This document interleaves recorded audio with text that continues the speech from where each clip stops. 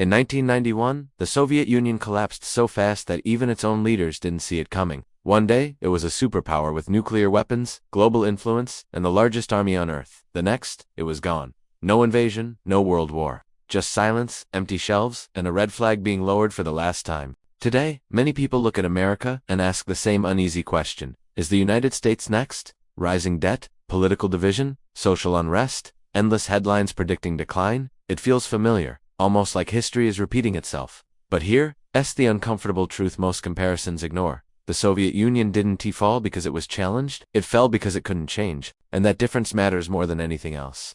To understand whether the United States could collapse like the Soviet Union, we first need to understand what actually destroyed the USSR.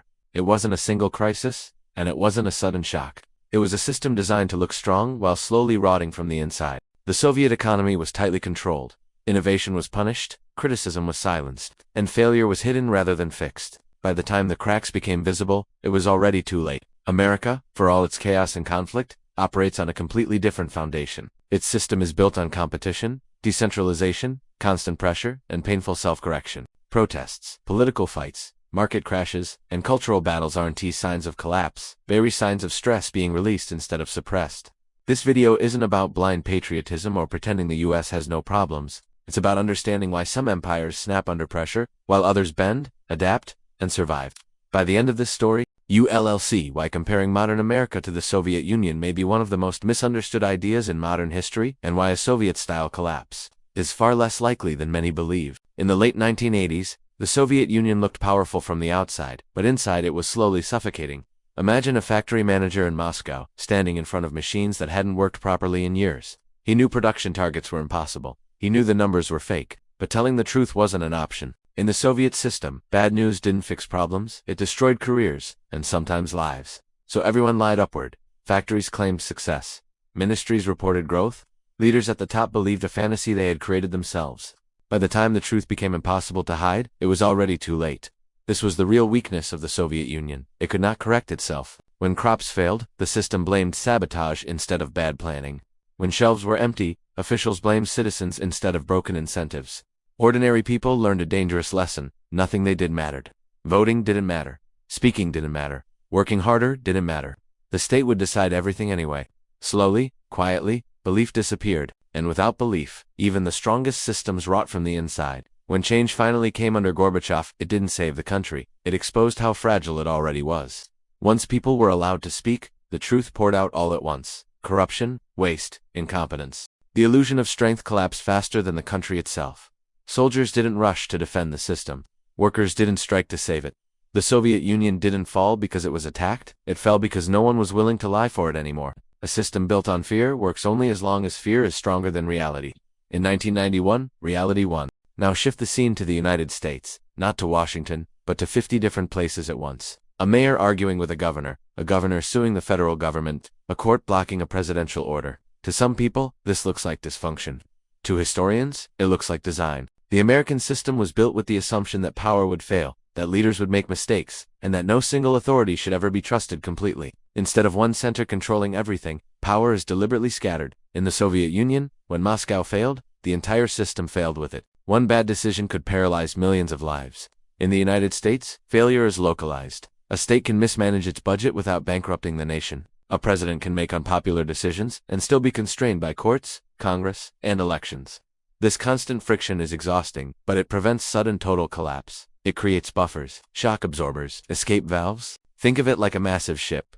The Soviet Union was built as one solid block, impressive, but brittle. America is built with compartments. Some may flood, others stay afloat. Even when Washington is paralyzed, states still collect taxes. Police still patrol streets. Businesses still open their doors. Life goes on. That continuity matters more than headlines. History shows this pattern again and again. The United States doesn't break in one moment. It argues, stumbles, adapts, and moves forward unevenly. What looks like chaos is often competition between ideas, institutions, and interests. And while that competition is uncomfortable, it prevents the kind of silent decay that destroyed the Soviet Union from the inside. The Soviet economy was a machine that could not feel pain, and that was its fatal flaw. Prices didn't respond to shortages. Factories weren't punished for waste. Success was measured by meeting quotas, not by meeting human needs. A factory could produce millions of shoes that no one wanted and still be declared a success. Meanwhile, citizens stood in endless lines for bread, meat, and basic goods. The system didn't ask, "What do people need?" It asked, "What does the plan say?" The American economy, by contrast, is brutally honest. When something doesn't work, it fails publicly and painfully. Businesses collapse, markets crash, people lose jobs. It feels dangerous, even cruel. But that failure carries information. It forces change. It rewards adaptation. Recessions are not signs of collapse. They are corrections. The system bends, sheds weakness, and reorganizes itself. In 2008, many believed the U.S. economy would collapse. Banks failed. Markets panicked. Fear spread worldwide. Yet the system absorbed the shock. It didn't pretend nothing was wrong. It argued, regulated, adjusted, and moved forward. Compare that to the Soviet model, where admitting failure was unthinkable. One system hides weakness until it explodes. The other exposes weakness early, when it can still be fixed. This is why America's economic crises feel constant, while the Soviet collapse felt sudden. The pain in the U.S. is visible and ongoing, but survivable. The pain in the Soviet Union was hidden for decades, until it became fatal. And that difference, more than ideology or military strength, explains why one system disappeared almost overnight, while the other continues to endure. In the final years of the Soviet Union, something invisible but deadly had already vanished. Belief, not belief in leaders, not belief in promises, belief in the country itself. People still went to work, still stood in lines, still followed routines, but deep down they no longer believed the system could improve their lives. They joked about it. They endured it. They waited for it to end. A nation can survive poverty, fear, even war, but it cannot survive when its people emotionally check out. By 1991, the Soviet Union was already hollow. When the moment of collapse arrived, most citizens didn't resist it. They accepted it. America's relationship with belief is very different. Americans complain loudly. They protest. They argue. They insult politicians on live television. From the outside, it can look like hatred for the country. But beneath that noise is something crucial. Most Americans still believe the system can change. They vote because they think it matters. They sue the government because they believe courts can listen. They criticize because they expect improvement. That belief, even when mixed with anger, is fuel. History shows that collapse doesn't come when people are angry. It comes when people are silent. In authoritarian systems, silence is mistaken for stability. In reality, it's resignation. The Soviet people had stopped imagining a future inside the system. Americans, even at their most divided, still argue about what the future should be. That argument is proof of life. A country held together by fear eventually snaps. A country held together by shared belief, even imperfect belief, stretches. America's identity isn't built around one party, one leader, or one ideology. It's built around an idea that the system can be challenged without destroying the country itself. That idea has survived scandals, wars, and deep national trauma. And as long as people believe the country is worth fighting over, not abandoning collapse remains unlikely. When the Soviet Union collapsed, one question shocked the world. Where was the military? With millions of soldiers and tanks across Eastern Europe, the Red Army could have crushed protests and preserved the state. But it didn't. Not because it was weak, but because it was confused. The Soviet military didn't know who it served anymore. The party was fracturing. Orders conflicted. Loyalty evaporated. Soldiers were asked to defend a system that even its leaders no longer believed in, so they stood down. This is a critical difference. The Soviet military was loyal to the party. When the party collapsed, loyalty collapsed with it.